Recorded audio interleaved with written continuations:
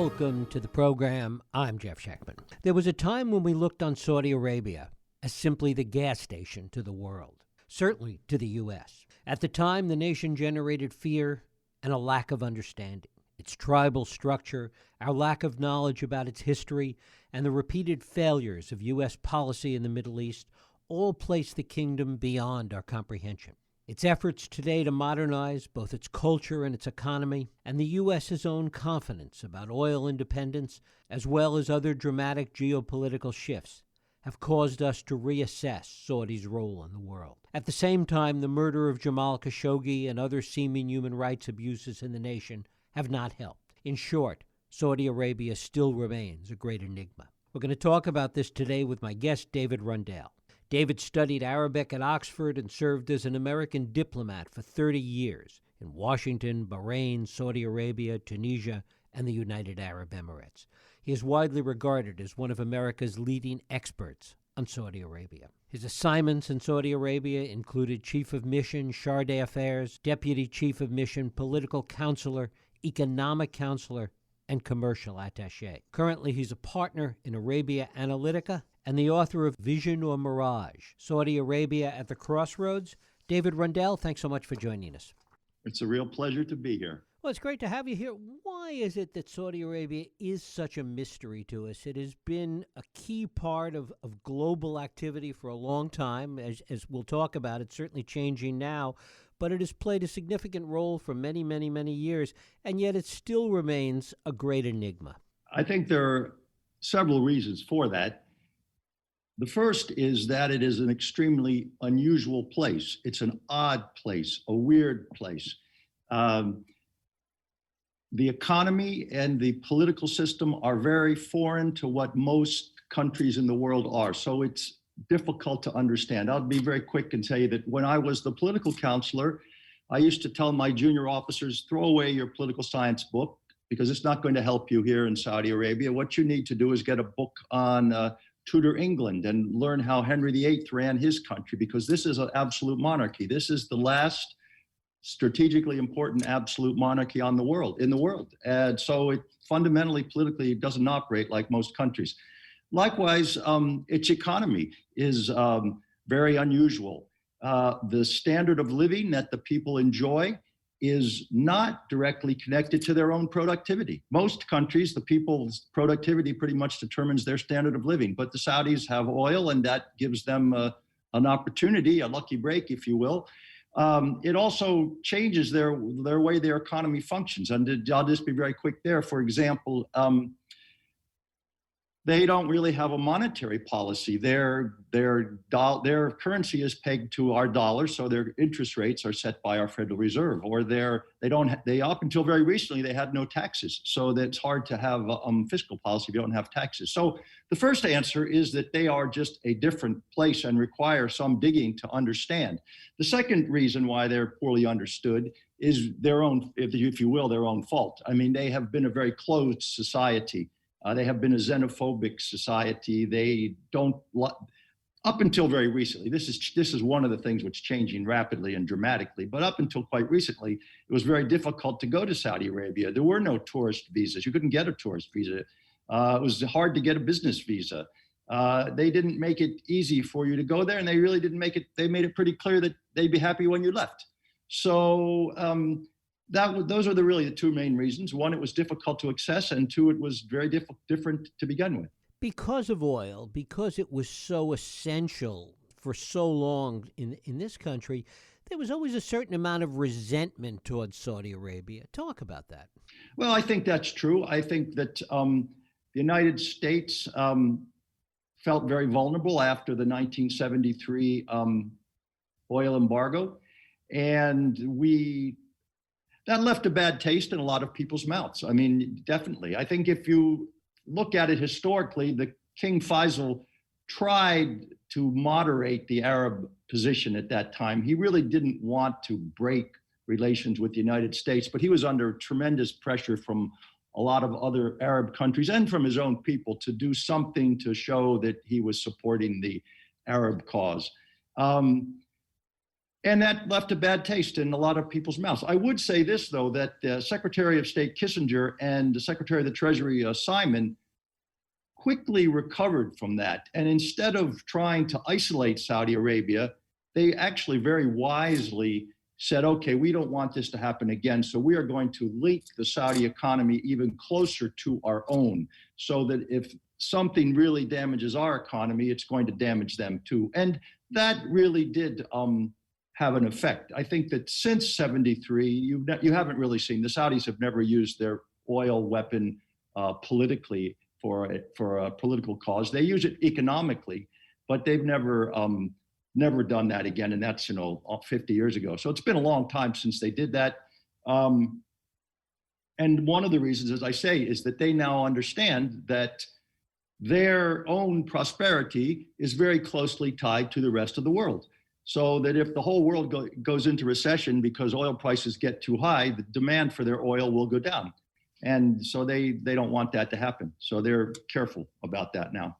In the current framework, where there's a sense of, even though it's not truly independence, but a sense of energy independence on the part of the U.S., how has that impacted the relationship with Saudi Arabia? I think that the average American, again, thinks that our dependence on them is less now than it was. And that's true, but our dependence on them was really never that great. To be honest, even in 1973, something like 4% of our imports were coming from Saudi Arabia. So Europe and Asia are dependent on them, heavily dependent on them, particularly Asia.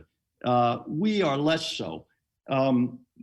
We are now, as you mentioned, essentially an oil exporter. Sometimes we are the largest producer in the world. Just to touch briefly on why the Saudis remain important in the oil market is really two reasons.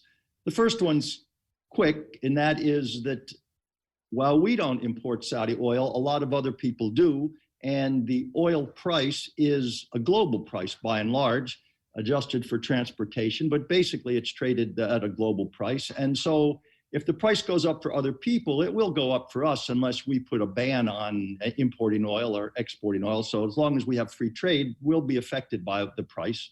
But more importantly, what makes Saudi Arabia the Federal Reserve of energy is their surplus capacity. I think that's, if the people listening today come away with one thought, that would be the idea that I would like to leave with them, is that Saudi Arabia produces a lot of oil. It produces very inexpensive oil, somewhere around $4 a barrel. It costs them to produce it. But what makes them, but other people produce oil and to produce it cheaply. What makes them different is that they drill a lot of oil wells and then they just shut them in and keep them for a rainy day.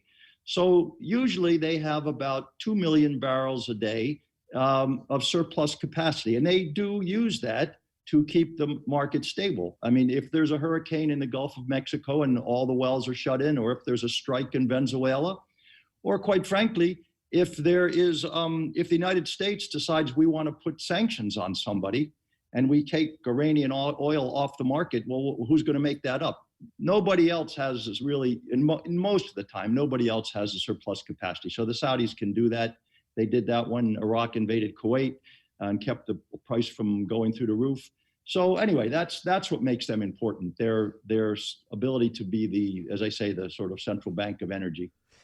Talk a little bit about their relationship with China at present and how it's evolved in the past several years. Well, it's grown dramatically. China is their biggest trading partner now. For many years, it was the United States. Now China is it's their biggest customer for oil, and it's their biggest trading partner in terms of things they import as well. So they have a very large and robust, and that's recent. That's happened within the last 10 years that has happened. It's been going on maybe since, really in a big way for the last 10 years. They have an odd military relationship with China. They did buy strategic ballistic missiles from China back in the 90s when they were afraid of the Iraqis and the Iranians. The Iranians were in there. If you may remember, there was a war between Iraq and Iran, and Iran was firing missiles at Baghdad, and the Saudis wanted something to defend themselves with, or a deterrent. So we wouldn't sell them missiles, so they bought them from the Chinese. But other than that, they haven't really developed a complicated. Most of their military equipment is still from the United States. I would say, though, that the Chinese do play a more interesting role in their security. And you probably remember that a few months ago, they claimed it was the Houthis, but I think most people believe it was really the Iranians who fired missiles, or actually drones, at one of the Saudi oil facilities and took half of Saudi Arabia's oil production offline for several weeks. The United States made it clear to the Iranians that we didn't want that to happen again, and that if it did happen again, there would probably be a more forceful response. We sent some Patriot missiles there to defend Abqaiq, the facility. But what the Chinese did was actually even more interesting. They went to see the Iranians and they said, you know, we're the only people that are buying your oil now. We're the people that are helping you refund you're refixing up your refineries. You know, we're the people who still trade with you. And we don't appreciate your taking off half the Saudi production when we're their biggest customer. So we'd appreciate it if you don't do that again. And I think that the Chinese had just as much a role in playing in making sure that that has not happened again as we did. To what extent has the relationship with China impacted Saudi's relationship with the U.S.? I don't think it's impacted it negatively or positively. I think, I think Saudi Arabia, for a long time, they had one main friend, and that was the United States. The country and that was largely because we were the ones that built their oil industry for them. And they were very close, and they're still very closely tied to the United States in terms of where their elite is educated, and not even their elite, they're middle class. So that has not really been affected by the fact that they now have more friends than just one. They've had relations with the Russians now as well. They have relations with the Chinese, and they're a mature country, and I think you expect them to have relations with more than just one country, which is, as I say, how it was for a long time, but that was somewhat unnatural. Just to give you an idea how close that relationship is, they have something called the Majlis al-Shura, which is it's more like a House of Lords than a parliament. The members are appointed, but they do have some role in the legislative process. And in that body, half of the people there have graduate degrees from American universities. That's an amazing fact. I mean, I can't imagine there's another parliament anywhere in the world other than the United States where half the members have American educations. And if you look at the Saudi cabinet, something like 65% of them have American education. And if you look at the board of Aramco, all of them have American education. Mostly in graduate level. So there's a very close relationship. I just say one more thing. Up until very recently, they just changed it now, but up until very recently, Saudi Arabia was the only place outside North America where they still had 120 volt electricity. Everybody else uses 220, as you probably know, but the Saudis got their start with us and they followed us. But now they want to be like the rest of the Europeans, since that's what most of the area is. So they're switching. But for a long time, that was just another example of the relationship, how close it really was, and still is by and large. There has been this effort that has been going on for a number of years now, really Mohammed bin Salman's effort to move the Saudi economy away from being totally dependent on oil. Talk a little bit about that effort and how it's been proceeding. Well, he has something called Vision 2030. It has social, economic, and a little bit of political change in it. The social changes are profound. I mean, they're very significant. I think you all know about that. The changes in women driving, the changes in the jobs women can have, many of the restrictions on women, the restrictions on movie theaters, the restrictions on many things have liberalized significantly. The economy is harder. Okay, you can write a law that says women can drive, and that fixes that problem. The economy had three real problems. One, they have a budget deficit that was getting worse. They were over-dependent on oil, and they had an unemployment rate which was high, and they needed to create jobs. They have made some progress in all of those things. They have, for example, they have started imposing taxes on people, which they had never done before. They have started sending home the foreign workers and making those jobs available to Saudis. They have begun to privatize some parts of the state-owned industries. What most people know about Aramco, but there are a lot of other things that the government owns that they were selling. One of the more interesting parts of the economic transformation has been the crackdown on corruption. What we would call corruption has existed really widely in Saudi Arabia. I mean, it wasn't really considered corruption, or at least people didn't get thrown in jail for it. King Salman was always against that, but when he was only governor of Riyadh, he couldn't really do much. He's come down very hard on that and made it very clear that he sees corruption as a roadblock to economic development. So he's arrested a lot of people, he's fined a lot of people, and more to the point, he's made it clear that it's socially unacceptable. So while people used to know that you were a crook, but they still invite you to their parties, now maybe they won't. So that's changed. So those things have really happened, and it's not a mirage. On the other hand, it's extremely difficult to achieve some of the things they want to do. The unemployment and COVID and the low oil price has not helped. So they have made slow progress. They were making better progress before COVID, but now with the COVID and the corresponding collapse in oil prices, their efforts to diversify the economy have slowed down. Their unemployment rate has actually gone up. The budget deficit is not gone away. It's better than it was a couple of years ago, but they were hoping that they would get it to zero. That didn't happen. So it's a mixed bag. I would say that they have a plan. Vision 2030 was a well thought out plan done by some of the best consultants in the world, really. And they have a new structure to try and implement that plan in their government, which they changed a number of things in how their government works. So they're trying, but they have quite a ways to go on the economic front. The cultural changes that you talked about, particularly with respect to women, but overall, how embedded are they? Have they taken root to the extent that they're permanent, do you think, or could they change on a dime? That's a good question. I think they're permanent because they reflect a generational change. It's the same way, really, with the Abraham Accord and the recognition by the UAE of Israel and the fact that was largely wasn't criticized by the Saudis at all. These are generational events. And to some extent, people give a lot of credit to Mohammed bin Salman for driving these changes, and he is a bulldozer, and he is a champion of these changes. But to some extent, they were going to happen anyways, because there is a generational shift. Young people, half the people in Saudi Arabia are under 30 years old. They watch YouTube, they do WhatsApp.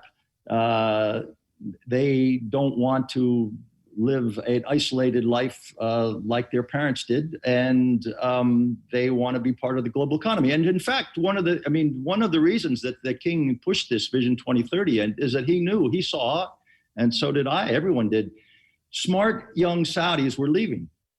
Educated Saudis were saying, I'm out of here. I'm going to Dubai. I'm going to New York. I'm going to go to San Francisco, somewhere that I can, be freer and have a more interesting life and get a good job. And so they did stop that. I have to say, I know at least 3 people whose children came back because they said, look, things are really happening in Saudi Arabia. Things are moving, things which you couldn't really have imagined. Men and women who aren't married sitting in restaurants, which was illegal. Literally, it was illegal. You'd get arrested. Music in restaurants, movie theaters. I mean, there used to be no music. Now they got people playing music in the airports. These are shocking things that, if not shocking, but I mean, they're startling if you knew Saudi Arabia. Just the idea that women can check into a hotel now without their guardian. I remember the first time I saw that, I was shocked. I said, wow, a lady is checking into the hotel by herself. How amazing. I mean, not amazing in America, but it was amazing in Saudi Arabia. So yeah, these changes are significant, and I don't think they'll be rolled back unless there's some kind of a revolution. Okay, there are maybe 20% of the people. I would give you numbers like this: 70% of the people are more or less behind the king and what he's doing, and Mohammed bin Salman, both economically and socially. There are 20% who think that things have gone too fast, who actually would like things to slow down or even reverse. And then there's another 10% who think things haven't gone far enough, fast enough. They think there should be an election for the king tomorrow, or we should have a nightclub or whatever, a casino, or they're pushing for even more dramatic change. So those 30% are not happy. I don't think that the 20% who think things went too fast are at this point going to create a revolution. Partly because a lot of them got put in jail, quite frankly. So that's true. They did put a number of those people in prison. What is the government most fearful of? What could upset the apple cart the most? I think there are probably three things that could upset the apple cart. Continued low oil prices and economic hardship. Right now, the country still has a lot of reserves. It still has a lot of borrowing capacity. It's interesting to note that most of the Gulf states were downgraded by the rating agencies. Saudi Arabia was not. And that's largely because they increased taxes. And so they are remaining more solvent than some of the other countries. But if that continued for a long time, low oil prices is a problem. As I said, a religious backlash is potentially a problem. I don't see it right now, but it's there. There are people who would like it to happen. I mean, they're under control at the moment, but they exist. And there are, if you will, would-be Khomeinis in Saudi Arabia, and they exist. So, and they have followings. And they would roll all of this back for sure. And then the third thing I would say is if something were to happen to the crown prince. And that's an interesting issue because one of the strengths of the Al Saud dynasty has been their ability to manage succession, their ability to move from one king to another peacefully and quickly. And that worked amongst the sons of the old king, who he had 34 sons. And for the last 60 years, they've just been handing it between one brother to another, which worked. People say that the king ended that system. He didn't really end the system. The system ended itself because they ran out of brothers. So now they're going to have to jump to a grandson. And there were 34 sons. There are over 500 grandsons. Every one of them thinks he should be the next king. And so this was a real potential disaster waiting to happen, really. It was a real Game of Thrones that could have destabilized the kingdom. The king picked the person he thought would be best. Whether you think he's a good guy or a bad guy, that's the person he picked. And he engineered it so that fellow will be the next king when the king dies, if he's still around. But what we have is what you call in the investment world key man risk. Usually there's a number three guy. There's a king, a number two, and a number three. There is no number three now. They haven't picked a number three. So if something happened to Mohammed bin Salman, that would be destabilizing. Talk about the killing of Jamal Khashoggi and certainly the negative publicity, if nothing else, that it brought to Saudi Arabia, given all of these positive changes that are working their way through the system. Well, I think that's probably the most important question of the evening. Anyone who deals with Saudi Arabia has to wrestle with that question. The question reflects a constant tension in foreign policy, a tension between our values and our interests. Excluding either one is a recipe for disaster. If we abandon our values, we really have nothing to defend, and if we abandon our interests, we have nothing to defend our values with. So we need to have a balance. That said, Jamal Khashoggi's murder was a crime. It needs to be punished. It needs to be not repeated. And that needs to be made abundantly clear. And I think the fact that it's not to be repeated has been made abundantly clear. And the punishments have been handed out, whether you think they're adequate or not. The people did go to jail. Whether you think everybody who was responsible went to jail or not, that I couldn't answer that because the court wasn't an open thing. That's another example of the Saudis' problem of why people don't understand them, because they keep a lot of things secret. Their bungled cover-up of the that was, I should have mentioned that when you said, why are they poorly understood? They're poorly understood because they have a deaf ear when it comes to public relations, I think. So the United States does have interests in a relationship with Saudi Arabia, not just the stable production of oil, but counterterrorism, regional stability, including the security of Israel, which the Saudis would like to see that problem resolved and have worked behind the scenes quite hard to try and get that problem. And they're working right now today, actually, to try and get that problem resolved. So we have a lot of interests with them. The king remains popular. The king is trying to reform his country. We should wish him success and not try to ostracize him, but we should also make it very clear that what happened shouldn't ever happen again. And I think that's the answer. If you ask me, I think they probably, this is speculation, but I don't think they intended to kill him. I think they intended to kidnap him. They do kidnap people. They have done that before. So I think it was a botched kidnapping myself, but I don't know that for a fact. And whether it was or not doesn't really matter. What they did, and they need to make sure they don't ever do it again. And we need to make that clear to them. In order to understand Saudi Arabia today and the changes taking place that you've been talking about, finally, what is the one thing or a couple of things that we should be watching? What are the key indicators, if you will, that we should be aware of with respect to understanding Saudi Arabia today? The key indicators. Well, I'm hopeful. We've spoken a lot about the political and the social changes, and there are things that you can see there. Do they balance their budget? Do they take away the last few restrictions on women? These are things you could like. For example, there aren't very many women judges. Okay, they allowed women lawyers, but not many have become judges yet. So would we see those kind of things we can spot easily? But the thing that I'm most hopeful for is that they become a more participatory monarchy. They aren't going to become a democracy anytime soon, but right now they are in a transition point of where they could become a police state like every other Arab country. Because as long as there were these brothers who ran the show kind of as a consensus, there was no one person who had complete power. That's changing, and it is potentially becoming a more authoritarian place. So for me, the thing that I look for in Saudi Arabia is signs that they're not going to become a police state, that they're going to evolve, as many other monarchies did around the world, gradually into a more participatory system. And I think there's a hope for that.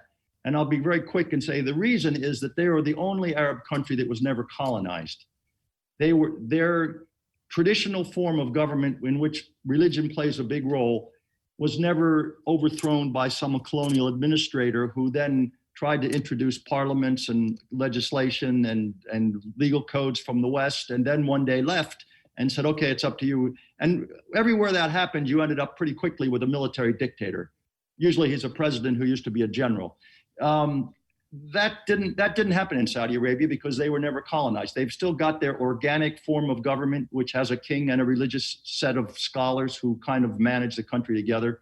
And I think they have a chance to evolve. So I'm hopeful that will happen. I look for signs that will happen. And there have been some. There were elections for municipal councils. Let's hope that the parliament, which is now appointed, becomes elected. That would be a good sign. David Rundell, his book is Vision or Mirage, Saudi Arabia at the Crossroads. David, I thank you so much for spending time with us. Well, it was a real pleasure. Thank you. Bye-bye.